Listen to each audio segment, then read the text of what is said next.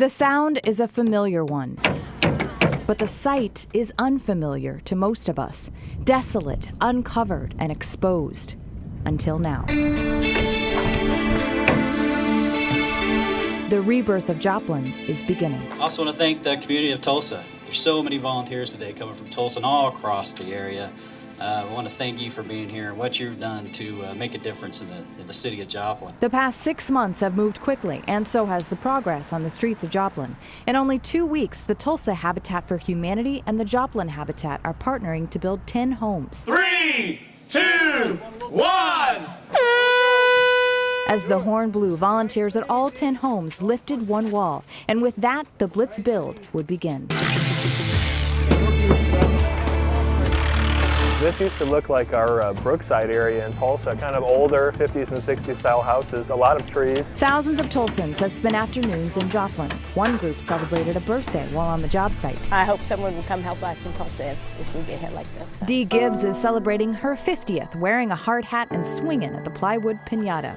After what happened in May, she knew she needed to serve. You can't help but be touched and moved by what you see. The houses, the lack of houses, the trees. I just, think of my own family and what it would be like if they were hit. These Tulsans will volunteer for a day or two, take off their tool belt, and travel back down the turnpike. But some don't get to leave. They grew up here. This is home. It looks like kind of aftermath of a war to me, but I don't know. It's just, it doesn't even look recognizable. This is Jenny, a Joplin resident, a tornado survivor, and a mother of 3. Now, she's the recipient of one of the Habitat homes. How has it changed from, I don't know, a week after the tornado to now? A week after the tornado, I was still trying to figure out what I was going to do because we didn't have a home anymore.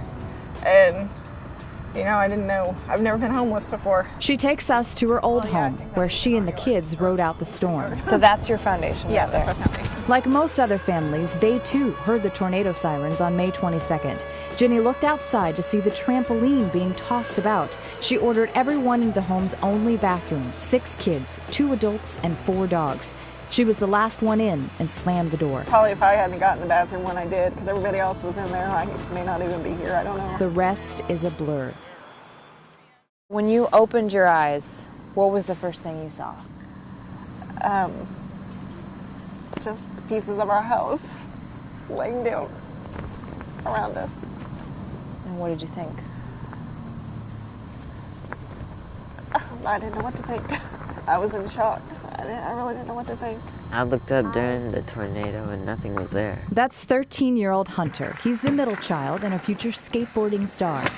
Then there's Jenny's youngest, 12-year-old Hannah, the social butterfly and a real ham.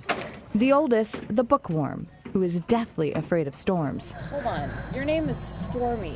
Yeah. And you're afraid of storms. Well, not all storms, it's just tornadoes freak me out. All 3 of them huddled in the bathroom along with a few friends.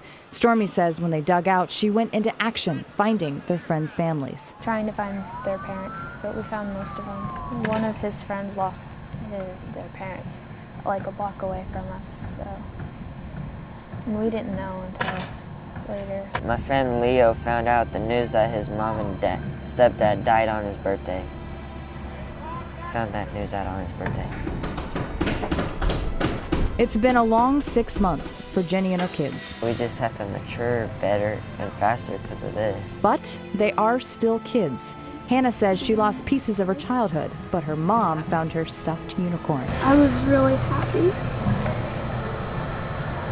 I sleep with her every night. Stormy says she's sick of crying, so when there's something to celebrate, she's not afraid to show it. I stood on top of part of the house and I did my victory dance. And I said, "Hey Mom, look at this." And I started dancing and singing. She was like, "Get down." And I was like, "Nope, I found my fuzzy socks." And there's even more to celebrate, like moving day in just 2 weeks. I can't thank everybody enough, but I don't feel like I'm doing enough to let everybody know, I appreciate everything. But these days, Tulsa volunteers know that a hammer in hand is worth more than a handshake. Instead of just noticing the devastation, you're actually doing something to help fix it, help make it better. I can imagine. Beautiful homes, children playing in the streets, families going to church together on Sundays, school buses riding up and down the streets.